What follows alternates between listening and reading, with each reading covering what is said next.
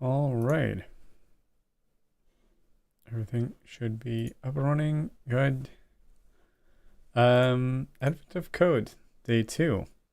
I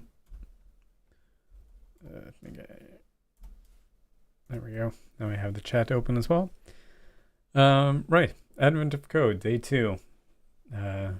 Trebuchet snow making theme this year.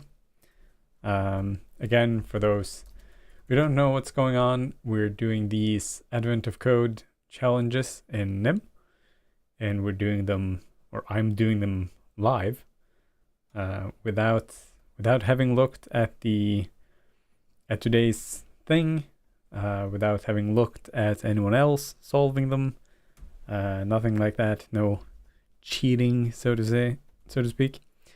So yeah, let's just jump right in. Day 2, Cube Conundrum. You're launched high into the atmosphere. Oh, that's a powerful trebuchet. The apex of your trajectory just barely reaches the surface of a large island floating in the sky. You gently land in a fluffy pile of leaves. It's quite old, but you don't see much snow. An elf runs over to greet you.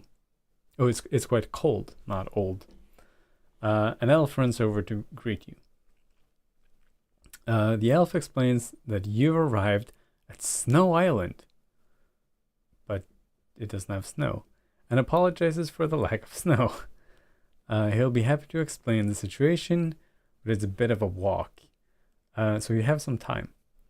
They don't get many visitors up here. Would you like to play a game in the meantime? So yeah, this is typical Advent of Code thing. Some game you're playing with someone. As you walk, the elf shows you a small bag and some cubes, which are either red, green, or blue. Each time you play this game, he will hide a secret number of cubes of each color in the bag, and your goal is to figure out information about the number of cubes. To get information, once a bag has been loaded with cubes, the elf will reach into the bag, grab a handful of random cubes, show them to you, and then put them back in the bag. We'll do this a few times per game. So right, he puts cubes in there, reaches in, grabs a handful of random ones, shows them to you, and puts them back. So each time you get a random sampling. You play several games and record the information from each game, which is our puzzle input. Several games, okay. Each game is listed with its ID number, like the 11 in game 11, followed by a semicolon separated list of subsets of cubes that were revealed from the bag, like 3 red, 5 green, 4 blue. For example, the record of a few games might look like this. Game 1, so in the first handful of cubes, he got 3 blue ones and 4 red ones. In the next one, he got 1 red, 2 green, 6 blue, and the last one, he got 2 green. Yeah, in game 1, 3 sets of cubes are revealed from the bag and then put back again. The first set is 3 blue cubes and 4 red. The second set is 1 red, 2 green, and 6. 1 red, 2 green, and 6 blue. And the third set is only 2 green cubes. The elf would like to know which games would have been possible if the bag.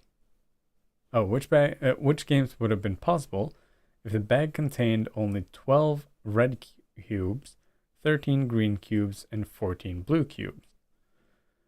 In the example above, games 1, 2, and 5 would have been possible if the bag had been loaded with that configuration.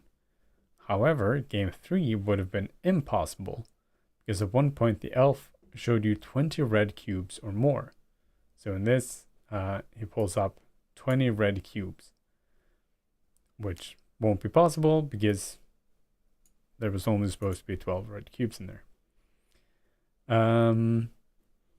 yeah, game 4 would also have been impossible because the elf showed you 15 blue cubes at once.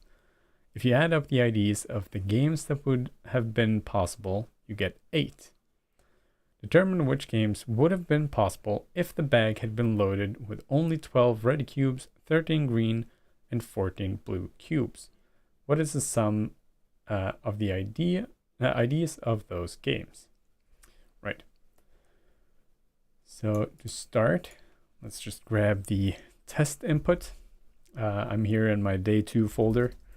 And this is our sample input. Just pop that in there. And let's open part1.nym. So basically we need to loop through this.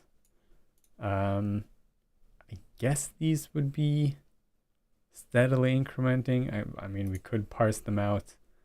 I guess they're just enumerations.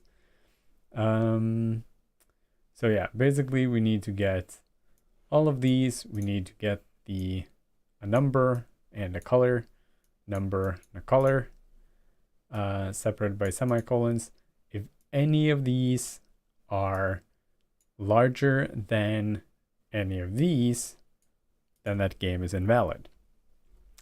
So let's go over each line in the lines in the sample input. And then, so we're going to do this the simple way. I like to do, for those new nimmers out there, do the standard prefix. So the way I like to do these are, I begin the first couple ones with just like standard library, simple stuff, and then, and then we sort of get into more pulling in libraries and doing sort of more complex things here. So for this one, we'll just be using stereoutils, I think. I barely went into the AoC channel earlier to share this, and I did see talk of NPEG, which we might look at tomorrow. But for now, we're going to use stereoutils. So we want to start looking only after the first colon, and we want to split these on these semicolons. So let draws be the line sliced from where we find the colon character. So this line.find will return the index of this. So 0 if it's the first character. So the index of that. And then we just go all the way to the end. So all the way to the end in nym. It's but the last character, it's a bit weird, but that's how you go all the way to the end in nym. And then we split on the semicolon character. So if you now echo out the draws every time you draw from the pile. Of course, we haven't run this yet, so let's do that. And here we can see our slicing actually did from the colon and not from sort of after the colon. But apart from that, this looks pretty good. We have this leading space here, which shouldn't matter much. So let's just add one to this side of that split. And now we can see it splits. Each of these have a leading space in them. Otherwise, they're pretty standard. And we have a number and a name, number and a name split by commas. So we can do, if you now import, so to import multiple packages from the standard library package or the standard library module collection. I guess multiple modules from the same package. You can use this syntax with sort of an array. And let's also grab secutils, because what we have here now is a sequence of strings. So in that sequence of strings, we'll apply the map it. So this is a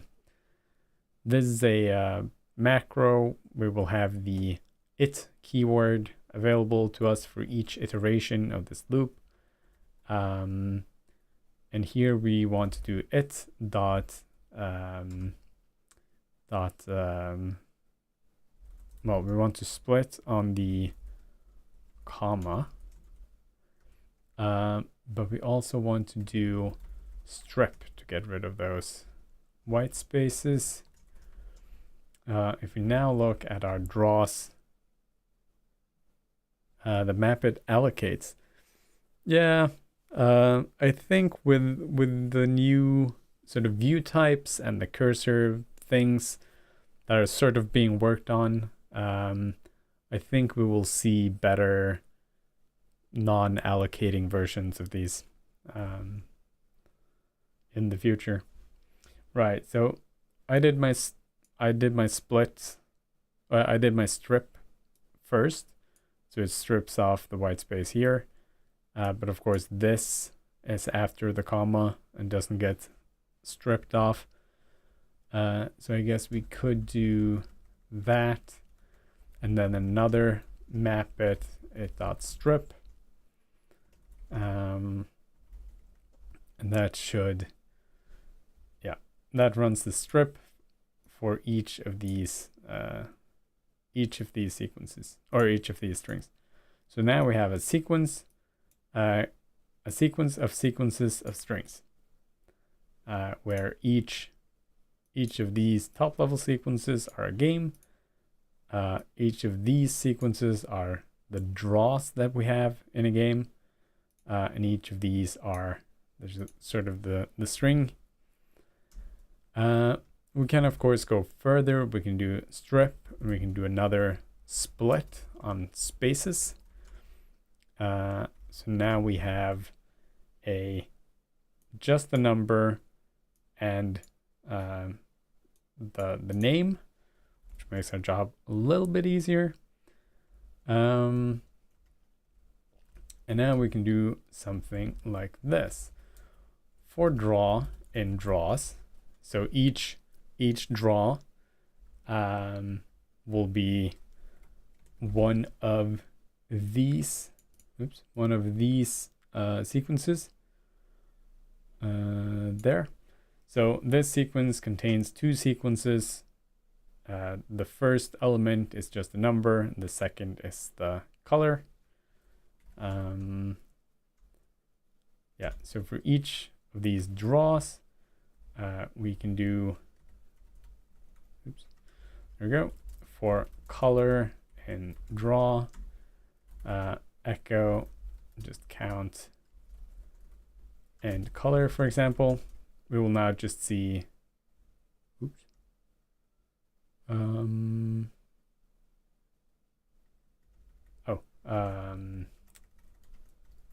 right, color 0 and color 1, of course. Not sure where I got that count from. If we now run this, we'll just have a bunch of numbers and a bunch of colors. You don't really see that this happens inside a triple nested loop, but it is. So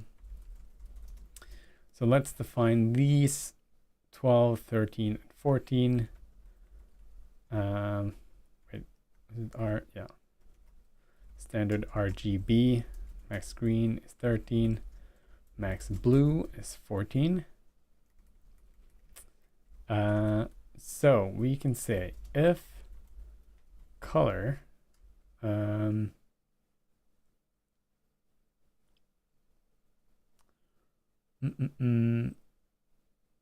so we need to get the index from the name. We can do this a couple of different ways. let's first do sort of the simple dumb way here. If color 1, so the name of the color, is equal to red, and color 0% is greater than max red, then we can break out of this. Ooh, we don't want to break out of the color loop. So basically, each of these lines, we can just call this a game.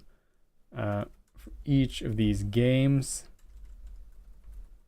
for each draw in each game, for each color in each draw, makes a bit more sense.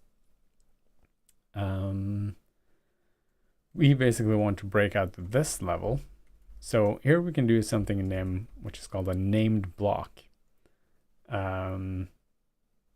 So we call this, we give this a name, and now we can break out of this block. So we can break all the way from here out through these two for loops out to here. And we'll see why we're doing that in a second. Actually, let me rename this to just check or something like that. Oops, that did not work. LSP rename is not the best.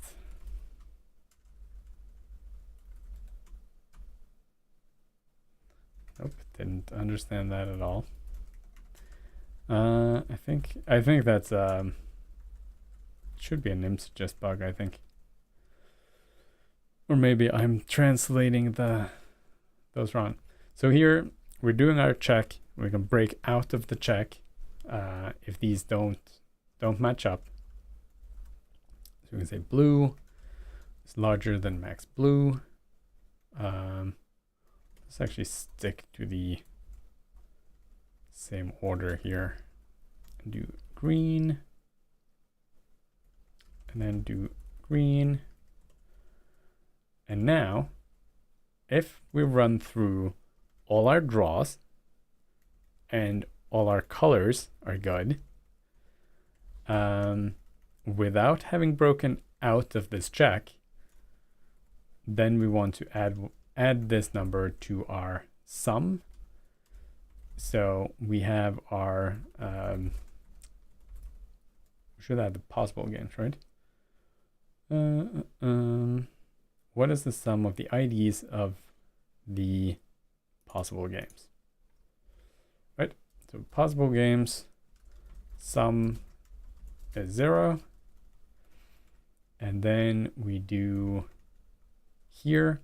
So this question actually came up in the NIM channel earlier today. How do you do this? Like get an index here and the line from the lines in an iterator. Because typically when you do a normal for loop iteration, it calls the items iterator. But here we're explicitly calling the lines iterator. And the lines iterator doesn't have a pair iterator over the existing iterator. So we can't just do this. Like this, if I save this, you can see pops up with all kinds of errors. If I try to run this, it says wrong number of variables on line 9.5, which is here. Because we pass in 2, we only have 1 coming out of this iterator. But NIM has a package named similarly to the Python counterpart, which is called enumerate. And it's a macro that takes a for loop statement and then just sort of rewrites the for loop statement to have a count. So in our case, we can do this. But if you look at these, the games start at index 1, not index 0.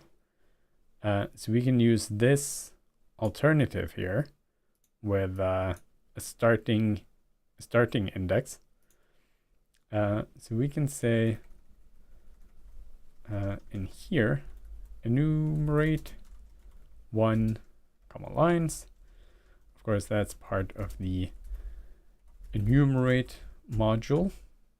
But if we do this, right now it only complains that the possible games sum is never used, but we now have the ID in here. It will start at 1 and it will keep counting up. So if we're still in this check block after having run through this and breaking out of the check block, if we're not in a good place, then we can add to this the ID of the current game. And at the end of our run here, we can output the sum. So if we run this, we can see we have 8 for our test input here. If you go back to Advent of Code, you can see we would get 8 out of this test output. So if we do this, just save this in our folder here. So now we just saved this as the input.txt here. And if we now swap this from sample input to input.txt, we will now get an answer. Of course, my input is going to be different from your input, so you can't just submit that number and win or get the gold star. But yeah, that's the right answer. You're 1 gold star closer to restoring snow operations. So I mentioned there were multiple ways of doing this. Here we're writing 3 explicit checks. We're doing stuff like this, like directly comparing to these strings and doing this manually. We could, I mean, there are many ways of doing this. We could have done an enum, so we could have said our limits enum as an enum red, green, blue, and enums in nim. If you have a look at this, should probably mention it. Yeah, so enums in nim can have a string and an integer, assigned to them. So what we can do here is actually associate this with the number 12 and the string red. We can associate this with the number 13 and the string green. Of course, in this case, since I'm using lowercase red, green, and blue, we don't need these explicit strings. But if I did red, like you would typically do in an enum in nim, the convention is sort of large uppercase first letter. We can do something like this. And this limits, we can now say echo color.parse enum limits. So now we're parsing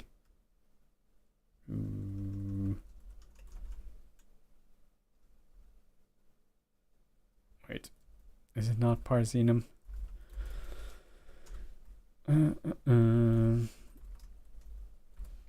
Yeah, it is. Why? Oh, of course, because color is the sequence.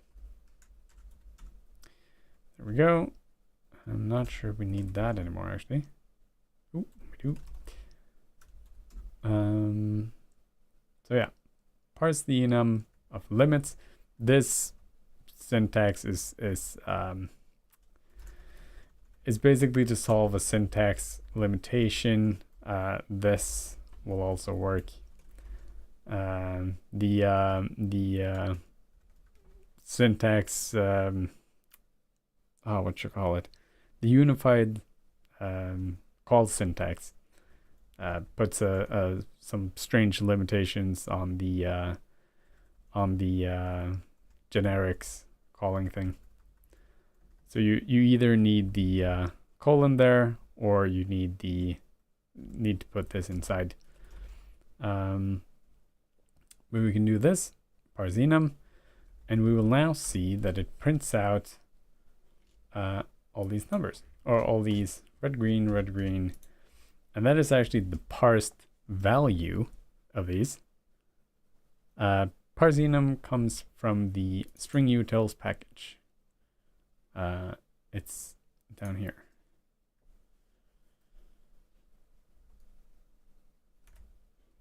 So yeah, now we have these enums, and if we go ahead and print out the ordinal value for these enums, those are our limits, so 12, 13, and 14.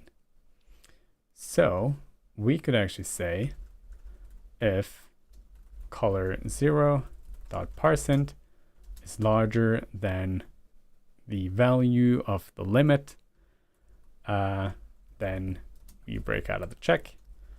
We don't need 3 separate checks anymore. We have sort of baked that logic into our limits enum, like that. So now adding a new color would be as simple as doing this and creating a new value in our enum. But yeah, as you can see, the result is still the same, 2204. Again, many ways of doing this, many ways of skinning a cat, I guess is what you say in English. So yeah, of course, I wanted to show off this block check. It made more sense in the other case where we have multiple statements like this. In this case, we could also do this and say if it is smaller or equal to this, then we... Oh no, we couldn't because we have multiple draws. Never mind. Yep, we need to break out both, or we need all the colors in the draw need to match for this to make sense. So we need this block break pattern, which I quite like. It's a nice alternative to gotos, it's a bit more safe than your typical goto in C. Of course, it's all a goto behind the scenes, but this makes sure that control flow analysis and the garbage collector and everything stays happy. Wait, labeled breaks and continues? We don't have continue. Yeah, no. Continues can't have labels. I was confused there for a second. Yeah, you can use a labeled block as a sort of continue. Yeah, some languages, I know Python as well has something similar in their, I think it's their try blocks or something, has some weird else syntax. Yeah, and that would be something else, but yep. Anyways, so this break, you could use these blocks to break and to sort of do a continue for if, yeah. But yeah, that's part 1. Let's crack on to part 2. Right, part 2. The elf says The elf says they've stopped producing snow because they aren't getting any water. He isn't sure why the water stopped. However, he can show you how to get to the water source to check it out for yourself. It's just up ahead. As you continue your walk, the elf poses a second question. In each game you played, what is the fewest number of cubes of each color that could have been in the bag to make the game possible? So the fewest number of cubes of each color, which means the highest number for each individual color. Again, consider the example games from earlier. In game 1, the game could have been played with as few as 4 red, 2 green, and 6 blue, because here we have 4 red, we have 2 green here, and we have 6 blue here. And those are the highest numbers for each of the colors that we see in this game. So those are the least amount of cubes of that color, which we would need to be able to do this draw. If any color had even 1 fewer cube, the game would have been impossible. The power of a set of cubes is equal to the numbers of red, green, and blue cubes multiplied together. The power of the minimum set of cubes in game 1 is 48. In games 2 to 5, it was 12, 1,560, 630, and 36 respectively. Adding up these 5 powers produces the sum 2,286. For each game, find the minimum set of cubes that must have been present. What is the sum of the power of these sets? Right. So this requires something quite different from what we have now. I know some people like to solve these as two parts of the same program. I like to copy them because that way I can sort of go down a rabbit hole that I know won't generalize for part 1, and then just do something completely different for part 2 to show off some other cool features for part 2. So in this case, of course, our limits is not going to work anymore because these hard-coded 12, 13, 14, just not going to cut it. What we can do, of course, is say we can use this as the index into something, which I'll show in just a second. So we can call this color. And we can create a limits. Well, let's actually do this inside of here. So for each draw, we won't need the check anymore. So for each draw, we want, for each game, we want the colors to be an array of color and a count, which is just going to be an integer.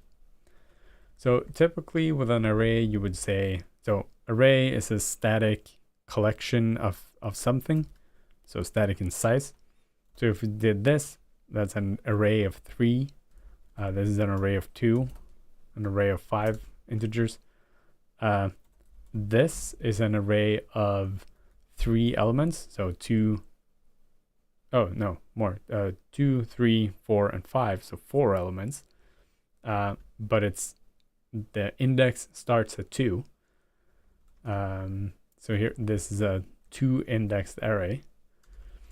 But in this case, this is an array indexed by this enum. So it's 3 long because this enum is 3 long. If we had added 1, now it's a 4 long enum or a 4 long array. But it's indexed by these values instead of normal integers. So what we can do here, we can say that our color. Ooh, we have used color already. Let's just use C. And then we can say that the colors at index C is equal to the maximum of colors at index C and color 0 %. So color 0, as we remember, is the number. % parses the integer into a number.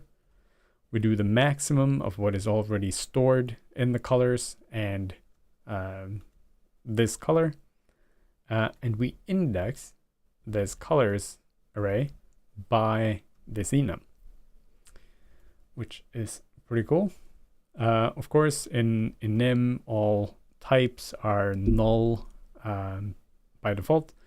So this, since we haven't given it a value, it will be an array of just full of zeros. And then after each game, we now calculate the power. So just before we do that, drop that. Ooh, and of course, this is not called limits anymore. It's called color. We don't use that. There. Then LSP gets a bit aggressive with these errors. If you have one error, you typically have more errors because a type isn't defined, and then it sort of snowballs. So one error and the whole thing lights up. It's a bit annoying. But yeah, so parse this color enum out of this. That allows us to index into this colors array. If we now just look at this, let's just do the sample input again. It's a bit easier to walk through. There we go. 426 134. So in the first one here, 4, 2, and 6, those are the ones from here. 4 red, 2 green, 6 blue. This would be 1 red, 3 green, 4 blue, so 1, 3, 4. And then 20, 13, 6, 20, 13, and 6. So this all looks right. And we, of course, want the sum, or all of these tied together. So colors, red. Oops, that's a capital R. Colors, green. And colors blue. So again, we're indexing this by the enum. By this enum, we're not indexing them by numbers. So we can see now we get these powers: 48, 12, 15, 60. 48, 12, 15, 60, 630, 36, which all looks good. And we want our, I guess just the games sum to count these up. Do that. And of course we need to declare this variable before we go into our loop. And there we go, 2286 for the test run here, which is the correct value. So if we now set this loose on our complete input set, we should get a quite a bit bigger number. There we go. And this should be our answer. That's the right answer. You're 1 gold star closer to restoring snow operations. Right, so now we're on this floating island here, I guess. This must be us. I'm not sure what these are. Maybe just some artifacts in the sky or part of the island maybe. Oh, I guess we could, so this is sideways, the trebuchet. So I just assumed this was going to be like a platformer thing. But I guess this could be seen from above and be like the floating island that we're walking around and now we're walking over to the water station or whatever it was we were heading for. Right. So yeah, that's my solution for today. Showing off enumerate to get indexes out of any iteration. We saw yesterday that we could do, I think it was in part 2. Yeah. So here, if you don't have, if you're not calling an iterator explicitly, typically they will have both items and pairs iterators defined, and that way you will get the index and the value out this automatically. But if you're calling an iterator explicitly, like here, then you can get it out like this with the enumerate macro. Advent of code, more like advent of parsing text. Yeah, the first ones are always a bit parsing text heavy.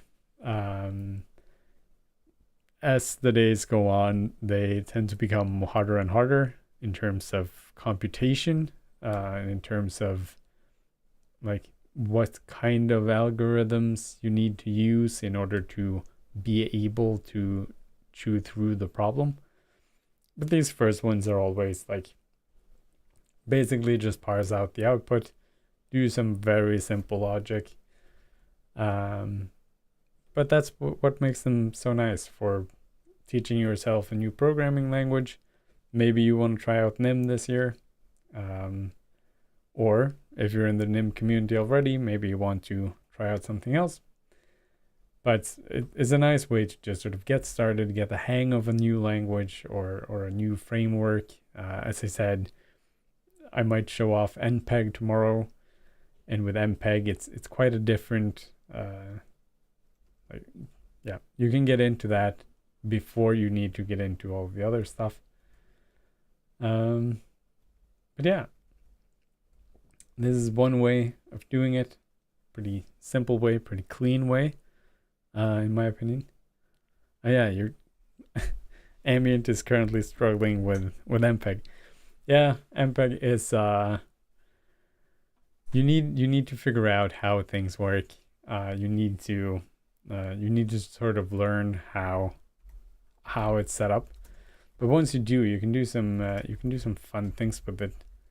If we have a look at this, for example, we can go to the options file here. So this is an options parser, and also a configuration file parser that I wrote for a project of mine, and it uses NPEG.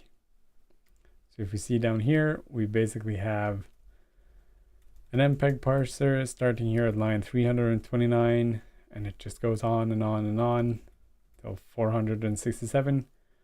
And this parses the inputs, the command line input, or a configuration file input, and it just works. It parses everything into this options object with a bunch of sub objects and everything. So definitely a cool library. Once you get the hang of it, and you will get much more back from it than you put in once you get the hang of it.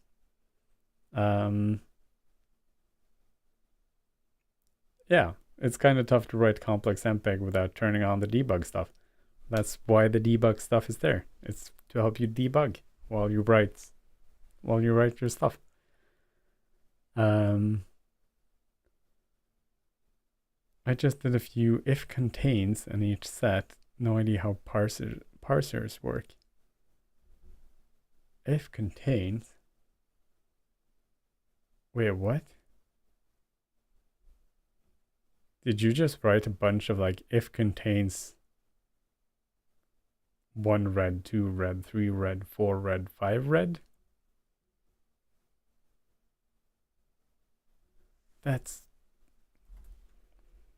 That's a weird way of doing it. Wait, please tell me you didn't do that.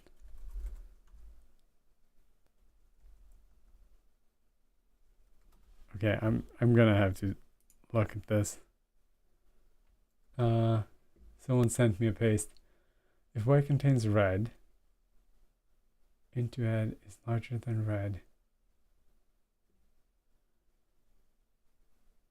Wait, where'd you get this into head? This is weird.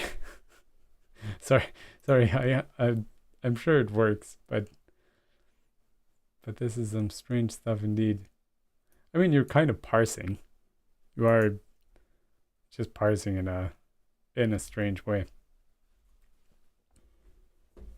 Here we go, the full code. In Java, right. I used to write some Java back in the days. As you go through each line, you split on this, select that. Kind of the same thing I did.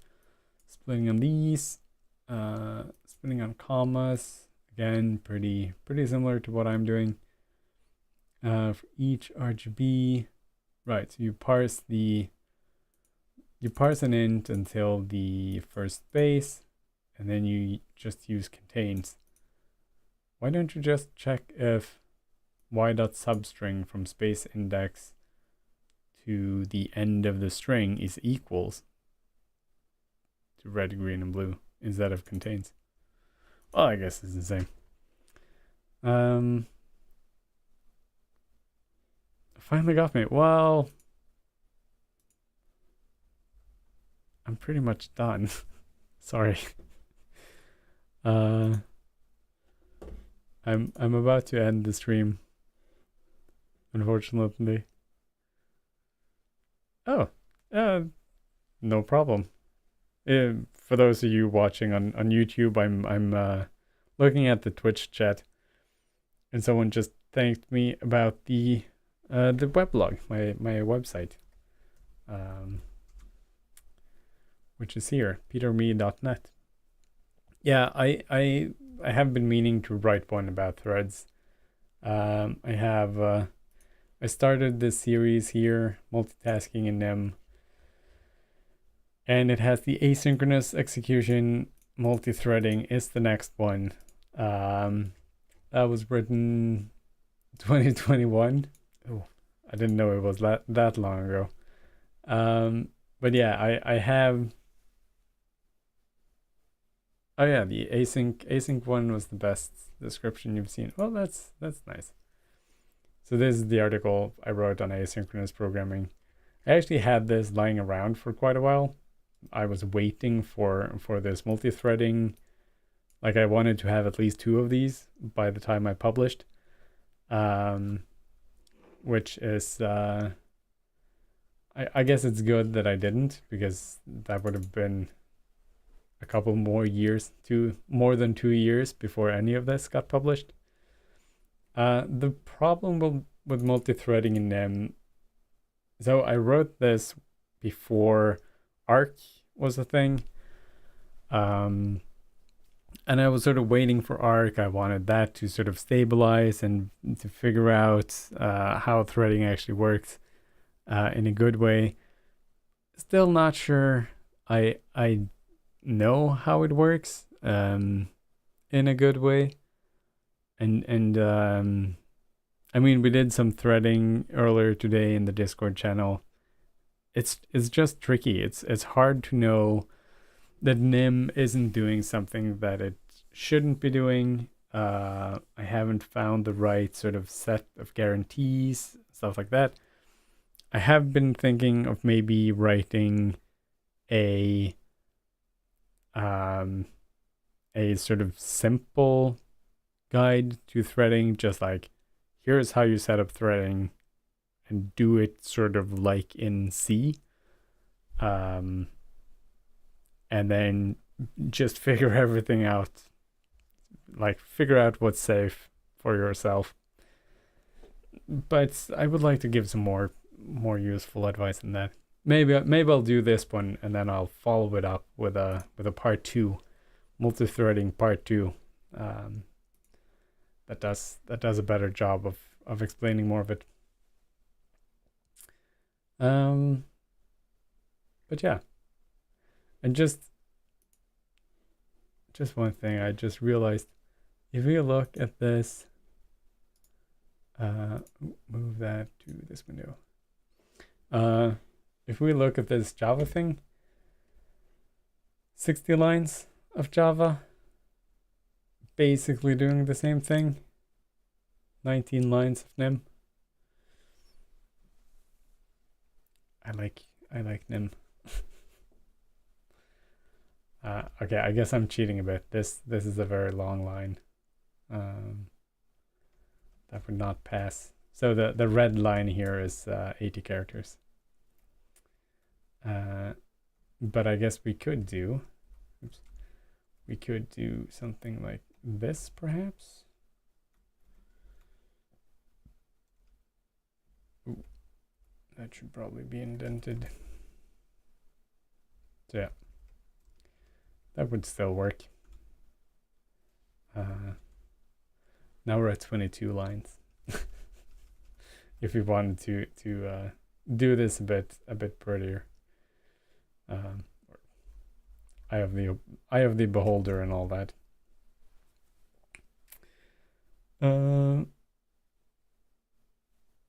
Yeah, you just tried various threading stuff, but OpenMP just worked best, even though nobody seems to care about it. OpenMP, I have used that in the past. Don't remember. Don't have it at the top of my head what it does. God, this kind of site is so unhelpful. Right. So it's a bigger thing, more instruction sets, and yeah. Yeah, there are some really nice libraries like cross-platform stuff for doing threading and reasoning about threading, which is really the hard part. I mean, starting threads, doing stuff, that's the easy part of threading. The hard part of threading is sort of getting your mind around dealing with things happening in parallel. And stuff like OpenMP sort of breaks that into a pattern, a paradigm that you like, basically saying like, if you follow this, everything will be fine. You will have to learn how to do this, how to use this library, this paradigm, this thing. But if you do, we have done all of the hard thinking part, and it will just work. That was very good, but I'm so sad that views and borrow checker will not be available soon. I mean, views, you have sort of kind of parts of it. But yeah, the situation there is gonna improve. It's not quite there yet at the level most people would like it, but it is improving. Let's put it like that. Isn't borrow checker complete a different paradigm? Nim is garbage collection. Well, there's a reason. If you run Nim, so I'm running Nim 2.0 here, I would think. Yeah, Nim 2.0. If you do this and you compile with the old GC switch, so GC arc, it will tell you, warning, GC option is deprecated. Use option instead. Being short for memory management.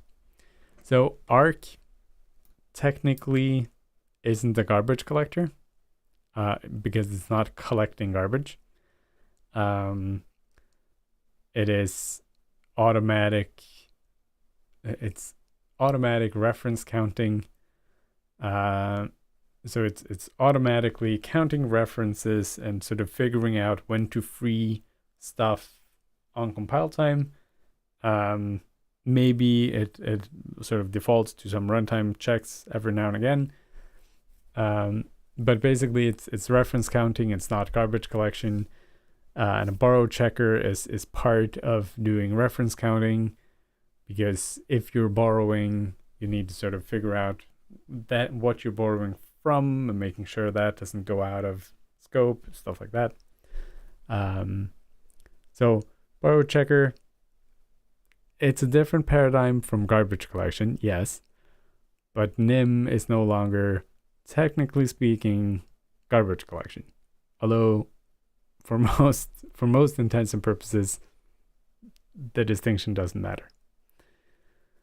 You can turn NIM loop into OpenMP loop with just O.x into O pipe.x. Oh, so we have a nice NIM OpenMP library. I'm guessing. Oh, this thing from Laser. Is this what you're using? OpenMP? Doesn't really seem like it. Oh, it's in the standard library? Wait, what? Oh, yeah. Oops. OpenMP, yeah. What? OpenMP parallel loop iterator. Same as dot, but the loop may run in parallel. What? I did not know about this. OpenMP syntax reference. Okay. Huh. Oh, maybe we'll have to look into that at some point. Could be a nice addition to this list. So basically what I was thinking, multi-threading, do the simple dumb threads, show off some locking and some simple like barrier stuff. Communication, getting sort of into the weeds with channels and how to communicate over channels, how to pass managed memory over channels, stuff like that, which has changed quite a bit with ArcOrc. And then with OpenMP, maybe that could be a separate series or a separate article. OpenMP, I want to look at Malbolgia, the thing that Arak wrote. Maybe Weave as well. Could be cool. Kind of ambient. That's mainly for data parallel. Right, yeah. Yeah, so data parallel and task parallel. I don't think I touched on this in this article. I sort of explain multitasking, so async versus threading in this first one. I guess in my multi-threading, I should go into it's not even multi-threading necessarily, but data parallel and task parallel stuff. Can you please take a look at my first NIM project and see how it is? It helped many people in your country. Reverse TLS tunnel. And I want multi-threading for that project because that's the biggest problem you have. So you have written a reverse TLS tunnel.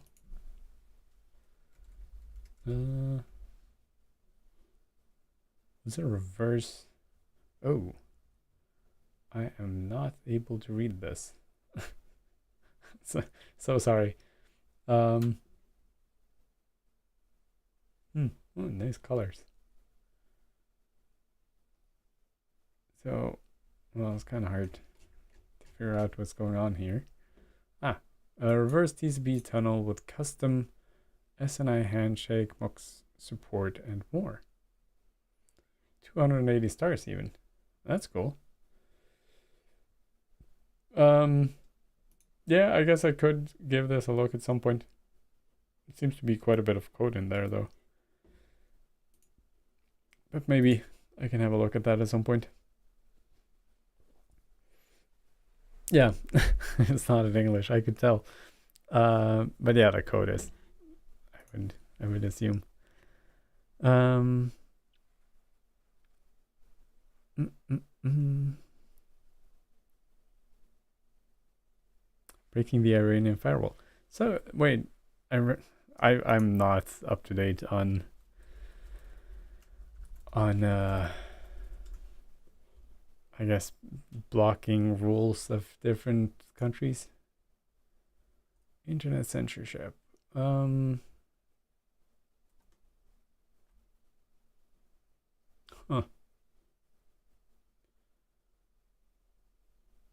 All right. I see. Well, that kind of sucks. I mean, not even kinda. That the whole situation there sucks. I'm sorry for you. Um, yeah, same as China. Oh yeah, I guess they could even be using the same thing. Um, yeah, that's rough. Very advanced firewall that uses active and passive detection and can detect VPN even behind TLS encryption. Oh, really? Wait, how? And you have found a way to get around this? I guess I should install this and you can detect VPN even behind TLS encryption. How though? Wait, even behind TLS? Well, so you would still be able to see the server you're going to. So if they have blacklisted the nodes. Yeah. Anyways, we kinda got off track here. This wasn't supposed to be how to get around Iranian firewall stream. But the active detection checks the target SNI. It must be a real website. Yeah. So it knows about the real websites and where traffic is supposed to go. Interesting. Yeah, that was that was pretty much it. What I had planned for today. As I said, I am still the article on threading is planned. It's not I haven't forgotten about it. But I've got a new job, a new house, a lot more stuff to do than when I wrote those first ones. So time is limited. And if you have a look, so close your eyes, this might be nauseating, but if you have a look at my desk at the moment, let me I have a bunch of components and microcontrollers and stuff, which I'm doing a project. I'm trying to make my own laptop of sorts. A lot of moving parts, a lot of stuff. Hopefully that will be an article someday when I figure everything out. Of course, everything is running NIM, keyboard firmware, track point firmware, screen firmware, which is the big one.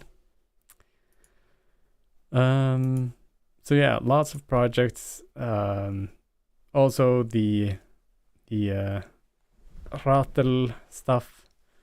But yeah, you've been meaning to play with the Chinese MCU chips that are like 10 cents piece. Yeah. I have some work on Rattle that I want to do. I also have some I mean we're doing some microcontroller programming at work at the moment. Thinking about doing NIM for that, but that would mean wrapping some FreeRTOS stuff, which I was thinking of maybe doing through Rattle or at least using Futhark for that. But that means to do it ergonomically means adding some features to Futhark. So projects galore. I have a bunch of things and projects and stuff that's in the works. And hopefully one day I will get to the threading article, I guess is what I'm trying to say. But yeah, that was everything for today. Hopefully you will see me again tomorrow. I think tomorrow will be a bit earlier than today, because I'm going away around this time tomorrow. So either earlier or a bit later. But I hope to do one again tomorrow. So yeah, I see more and more people came in here towards the end. If you want to be reminded of the stream tomorrow, I guess there is some button on Twitch you can press to get notifications. I guess a subscription, or if you're following on YouTube, you can probably subscribe, maybe. I don't know. I think there's a bell and something. Great at upsells. Oh, I see we have some comments from YouTube as well. From Frederick Boop, greetings from Sunshine. Oh, hi Frederick. Are you doing Advent of Code this year? Split. Yeah, that's this line kind of got out of hand. Tried Sig but got pissed off and fell back to Perl. I guess you should have used Nim. Yeah, Nim is pretty great. I've actually been thinking about doing Sig, like trying it out. I have played around with it a little bit, but yeah, splits. It's just a good solution. It works. Implementing chess must have been hell. I haven't. Not sure what that's a reference to. Would be interested in a blog post on embedded. The Java solution could be one line. Yeah, that's true.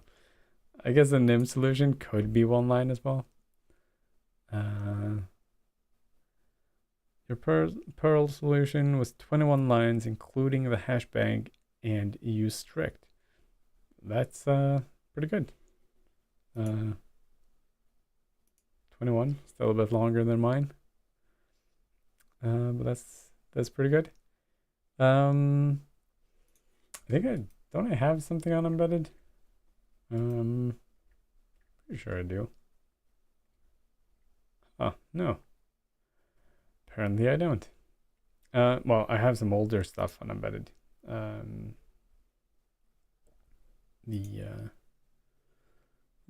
Let's see.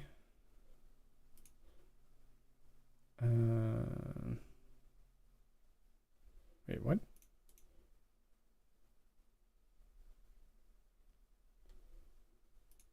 I could have sworn I had written something about embedded.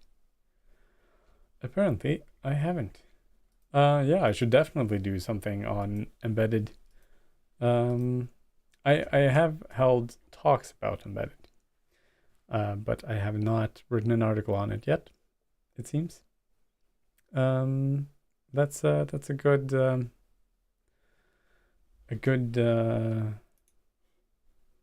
some good input. I'll see if I can get an article on embedded written as well. Let's see. You did yesterday's one in Zeg. Kind of curious also about performance profiling. Oh, we're talking articles again now. Yeah, performance profiling, both time-wise and memory-wise, could be interesting. Didn't try to call code golf the Perl one at all. Yeah. Yeah, I'm just to be clear, I'm not trying to code golf. I'm not trying to do anything in particular with my solutions, apart from showing off NIM and features of NIM and sort of paradigms and things that you might want to do in NIM. That's my only goal with these. I'm not trying to be fast. I'm not trying to do anything particularly smart or interesting. I'm just trying to show off NIM and some neat features of NIM. Yeah, maybe actually we can at some point do something like this with our solutions. This is an article I wrote on